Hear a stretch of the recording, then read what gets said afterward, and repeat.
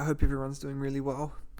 In this video, we're going to be making our own website for the price of a sandwich or a coffee. I think the video title will be for a coffee, but it's $10, $10 US dollars or so. So we're going to be looking at how you can create a static single page website and host it ourselves using GitHub Pages. We're going to go through a process summary of creating and setting up and hosting our website, but we're not going to be as specific. This is going to be a brief overview. So I'm going to assume that you have some knowledge of how to set up and configure web servers, that you may have used Cloudflare or domain registrars before, and that you have an idea or an understanding of some basic front-end frameworks and languages like HTML, CSS, JavaScript. In this video, I use Bootstrap as an example framework. So you're going to need a GitHub account, you're going to need a Cloudflare account, a basic understanding, like I mentioned before, of our front-end web development concepts. And for me, I like using Bootstrap Studio for really quickly, within 30 minutes to an hour, producing very small and simple web pages that serve one or two purposes. So a little bit of background. What is Git? This is a definition I just wrote maybe 5 minutes ago, but I think it is a version management tool that you can use to collaborate and control your software development flow individually or as a team. And GitHub is an online repository where you can remotely store and manage your project source code. So Git and GitHub are very useful tools for creating and developing good software with good version history, a strong sort of progression, and it's tracked and kept, and also you can see what other people are making changes to in a very formalized manner, I suppose.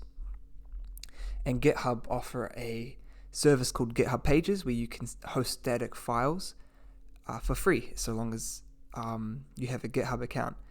And you can even connect a custom domain name to it, which is what we're going to be touching on in this video. And why Cloudflare? We use Cloudflare to purchase our domain name. We can configure our DNS, our domain name system, to point to GitHub's hosting server or service for our static website. And our DNS server will act as a medium to transfer our domain name in like a lookup book, like an address book. So we enter our domain name, which I'll tell you what we've got to use soon. You might actually be able to see it on the screen behind this presentation. Cloudflare will then look up what the appropriate IP address is for where it needs to redirect you to, what server is actually hosting this website, and it will return an IP address. But you don't see any of that. That happens all behind the screen. So let's get started. I have summary written on the screen because we're going to discuss what you do but not actually show it. We're going to show what the development environment looks like from the start to finish without going into too much detail. So I do expect you have some level of knowledge around how this will work, and if you don't, I encourage you to go and try and find out yourself and do some more reading, all that kind of good stuff. It's how you learn. So first of all, this is Bootstrap Studio. This is a website for an engineering consultancy, Studio Voluto, which I created in about an hour just as a demonstration. It's got some images from Unsplash. It's got some, what are they experts in? What does their engineering workflow look like? It's got 6 bullet points here. And a very simple way without there's no back-end integration here with the web server. It's purely serving static files with a domain name. So we just have an email address that someone can type in here and a very basic footer. In the left-hand side here, you've got UI components or Bootstrap components. I used all the ones from the UI tab, and they're just pre-built ones, which are really easy to get you going with a prototype website in 20, 30, 40 minutes, depending on how much attention to detail you want to put in.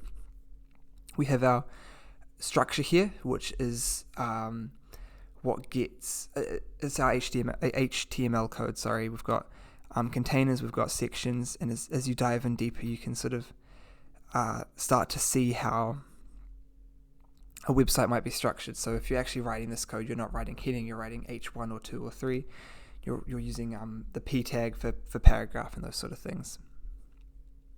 Over on this right-hand panel here, we have styles, pages, some images that were imported, and when it comes to actually adjusting some of the settings, we have this appearance tab. We have some options here for, I only ever really use Flexbox and animation, which is very limited actually with Bootstrap. So once you have this website and you're really happy with how it looks, you can go ahead and preview it.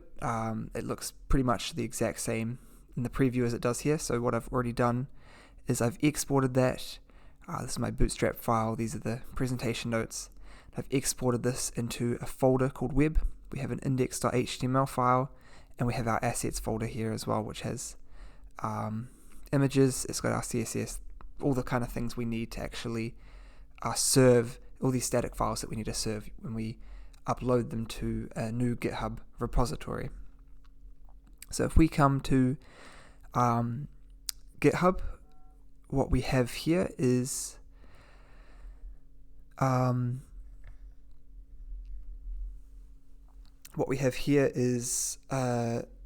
new repository that I've created, and I've uploaded those files to it. We have assets, we have index.html, and we have one called CNAME, which actually I haven't mentioned yet. So CNAME is a blank file, and it's just got our domain name studiovoluto.com in it, and it's what GitHub uses to figure out when we set up our DNS with Cloudflare. You point it to GitHub Pages servers. There's 4 IP addresses, and this is a part of how GitHub knows that you want to serve the pages in this repository for studiovoluto.com, so you're not serving some random website. So if we go ahead to and we come to settings and we go to pages, you want to select deploy from a branch. You want to select the branch, so I think it's set to none when you first create a repository. You want to select main, and we're serving from the root folder because we have an index.html file in that folder already.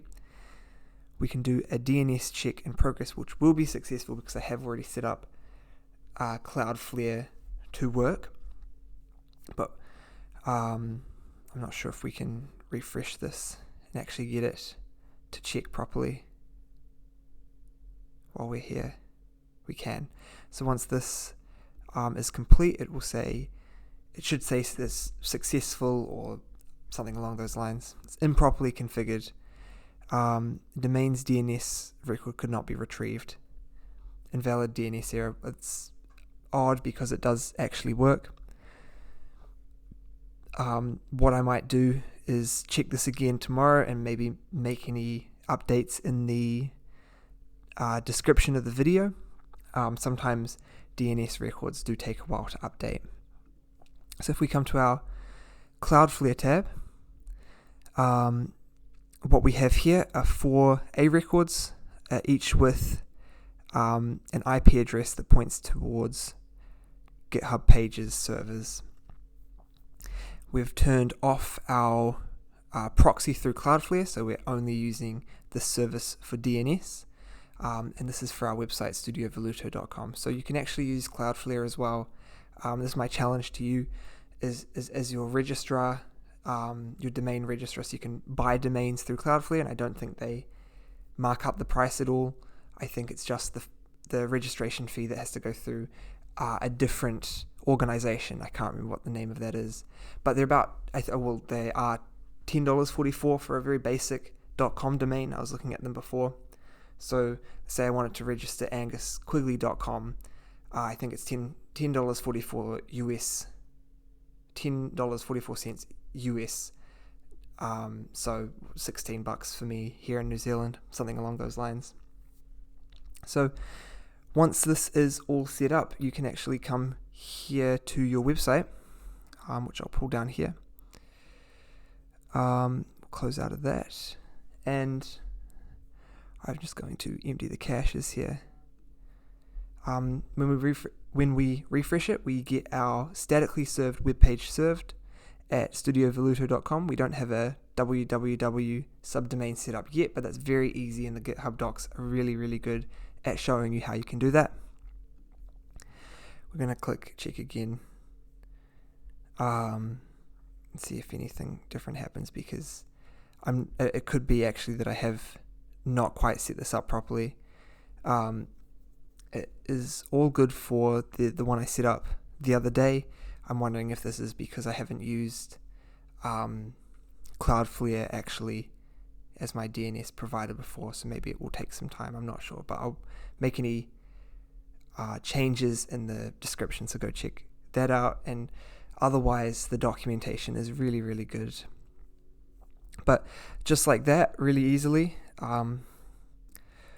you can create and serve static files for the price of a sandwich or a coffee, $10.44 US, and it can be really great if you want to just get a portfolio created, or you wanted a landing page, or a small static page for a restaurant that you may have, or something along those lines. So we're going to very quickly write down a summary together so we know what we have to do. So the first thing we did was we created our website. We used Bootstrap Studio to do that, and we exported the I don't know what you call it, what we made in Bootstrap Studio as an HTML file, as front-end code that we can then use to serve through GitHub pages. We created a GitHub repository, and we uploaded those files to it. After we did that, we didn't actually do it in this video, but after you do that, what you want to do is you want to set up your domain, whether that be to buy it, and then configure your DNS, or maybe you already own the domain, so you only need to configure your DNS. And you can look at custom names, GitHub pages, custom domain names, GitHub pages, and there's a very good set of documentation around configuring your DNS there as well. And once you've done that, you can check your DNS. Check DNS with your GitHub pages, I suppose, settings panel, and that's for your specific repository. I'm typing with one hand, and I've got something covering it, so this is very, very poor, but in short, that is how you can that's what the sort of development environment looks like for very quickly, very easily, and very affordably creating simple. You can make more complex websites with it, but you can't do any back-end development to my knowledge with it. But if you come and look at my portfolio, for example, which is angusq.com, I'm using GitHub also to create this website, to serve this website. I use Bootstrap to create it, and it's a little bit more advanced. It's got some more information, there's some more pages. I think I'm pretty happy with it. I'll probably keep this sort of layout for a while, but it functions really well, and it's a great tool you can use to rapidly develop and prototype static web applications, just for testing out new front-end stuff if you're using JavaScript, before you have to dive in deep into looking at different back-end frameworks or things, whatever you have in mind. So if you've enjoyed this video, it has been quick and there's been a lot of information thrown at you with this, but if you've enjoyed it, please like the video and Feel free to leave some comments, and feedback. I really appreciate it, and I'll take it on board for next time. If there's anything you think I can do differently, or anything you want to learn more about, you may want to know next week's video, do let me know, and there'll be another video hopefully in a week's time. Thank you.